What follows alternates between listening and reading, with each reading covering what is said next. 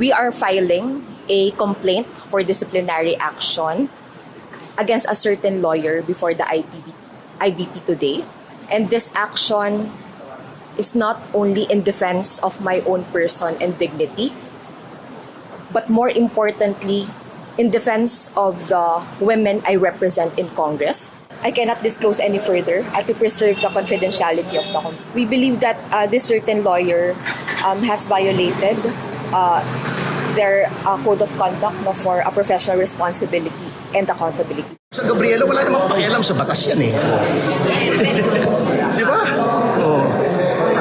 They can do what they want, I will do what I want. Ganun po ang demokrasya. Hayaan mo sila. Pero para sa akin, wala akong ginagawa na para madisbar. Pero if they differ from my opinion, ganun po talaga. Ang problema sa Gabriela, pag sila ang nagbibigay ng opinion, lagi nilang in-invoke ang free expression.